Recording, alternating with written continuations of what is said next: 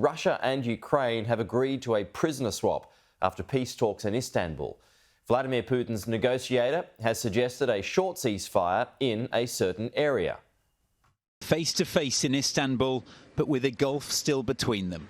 The setup for the latest peace talks serving to emphasise just how far apart the two sides are.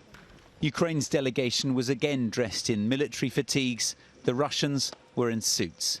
While both sides wore stony faces, there is clearly no love lost. The talks ended after barely an hour. The only concrete outcome, another prisoner swap and the return of dead soldiers, even though the plan was to discuss each side's blueprint for peace.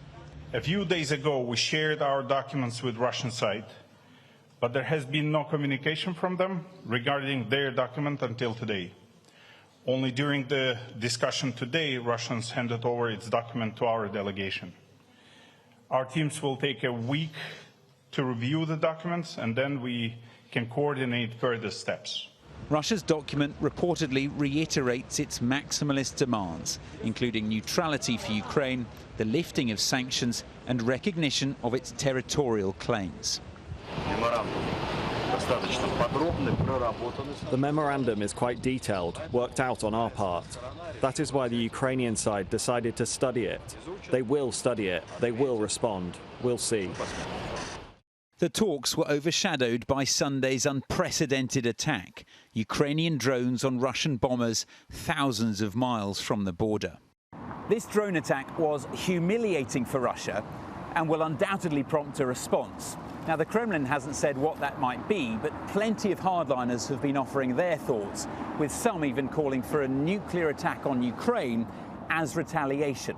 Not the kind of rhetoric you'd associate with a country that claims to want peace. But on Russian state TV, there was no mention of the attack ahead of the talks.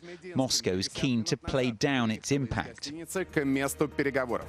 And on the streets of the capital, opinions are split over its significance. I think it's exaggerated because these planes are very old and hardly anyone needs them. Besides, they're firing from submarines. I think there should have been a response already yesterday, and it should have been quite harsh. So despite the talk of peace, the mood is one of war, and a full ceasefire still feels like a long way off. Ivor Bennett, Sky News, Moscow.